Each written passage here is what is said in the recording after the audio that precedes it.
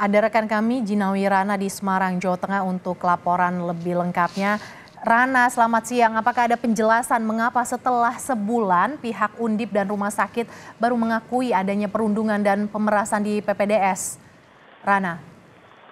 Ya baik saudara, memang setelah sebulan adanya meninggalnya kasus Dr. Aulia yang mahasiswi PPDS Undip di Karyadi ini, memang ada tekanan dari berbagai pihak, yakni dari laporan-laporan yang sudah dilakukan kepada Polda Jawa Tengah juga minggu kemarin, ibunda dari Dr. Aulia sendiri, dari almarhum dan juga keluarganya mendesak Polda Jawa Tengah untuk melakukan penyelidikan terhadap kasus ini.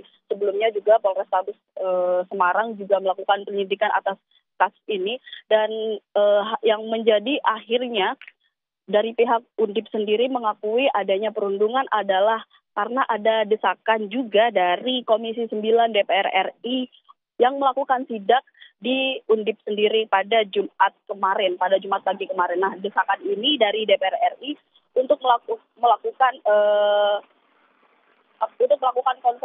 konferensi pers seperti itu dan melakukan penyelidikan secara mendadak di lingkungan Universitas Diponegoro. Nah, sidak tersebut memang dilakukan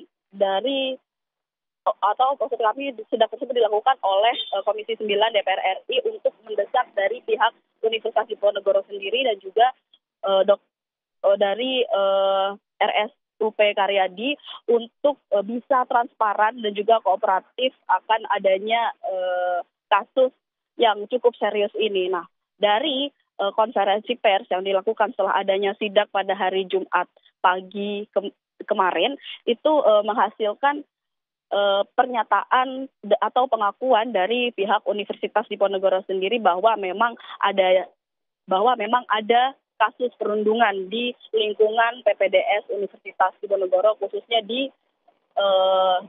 spesialis anestesi seperti itu. Nah, pengakuan ini disampaikan oleh Dekan Fakultas Kedokteran sendiri, yakni Dr. Yan Wisnu Prajoko.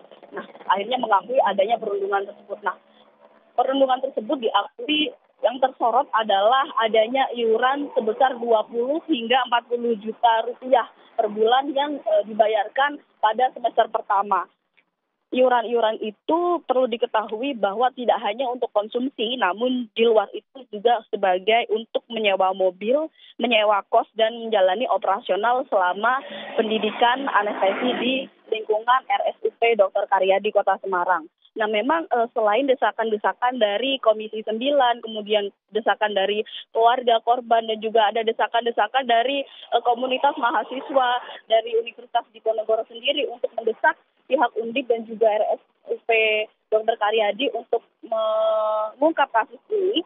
Sebelumnya dari Kemenkes juga mengawal kasus ini. Selain itu, Kemenkes juga pernah menangguhkan izin praktek dari Dekan Fakultas Kedokteran Universitas Diponegoro, yakni dalam hal ini Yan Wisnu Prajoko. Nah, setelah adanya beberapa tekanan dan juga desakan-desakan dari berbagai pihak, akhirnya Undip mengakui bahwa memang adanya perundungan. Namun yang tersorot kemarin memang perundungan mengenai iuran sebesar 20 hingga 40 juta rupiah pada semester pertama yang harus dibayarkan oleh mahasiswa semester pertama. Dan hanya menyoroti soal itu saja. Kemudian setelah adanya pengakuan dari Undip tersebut, Undip memohon kepada pihak Kemenkes untuk membuka kembali praktik mahasiswa PPDS anestesi di RSUP Dr. Karyadi Semarang. Seperti itu. Rana, apakah dengan pengakuan ini polisi menjadi terbantu dan bagaimana perkembangan penyidikan polisi, Rana? Ya, tentu saja setelah adanya pengakuan dari pihak Undip sendiri, memang akhirnya polisi terbantu.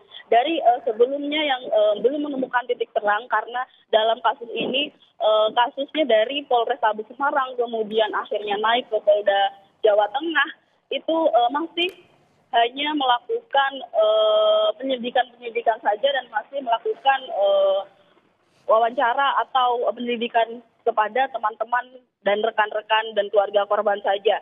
dari 11 orang saksi kemudian naik menjadi 17 saksi sampai akhirnya ketika pihak Undip mengakui adanya kasus perundungan tersebut, saat ini sudah ada setidaknya 29 saksi yang diperiksa oleh Polda Jawa Tengah. Namun memang akhirnya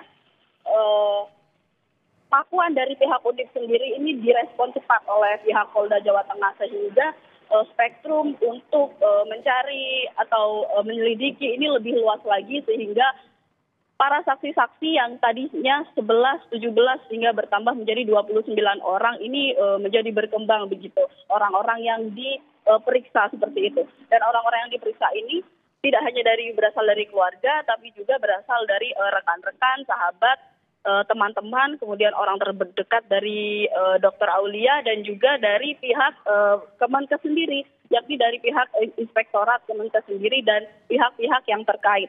Nah, dari berbagai data-data penyelidikan dan juga pengakuan dan bukti-bukti yang sudah didapatkan Polda Jateng, tentu saja hal ini bisa memperkuat bukti-bukti dan juga bisa memperkuat nantinya Polda Jateng bisa menyelidiki kasus ini lebih lanjut dan Polda Jateng juga berserius dan berkomitmen untuk segera menyelesaikan kasus ini. Dan perlu diketahui walaupun sudah ada 29 saksi yang sudah diperiksa, namun saat ini Polda Jawa Tengah masih belum menetapkan adanya tersangka. Seperti itu. Hingga kini polisi masih terus mengusut kematian dokter akibat perundungan. Terima kasih jurnalis Kompas TV Gina Wirana yang melaporkan langsung dari Semarang, Jawa Tengah.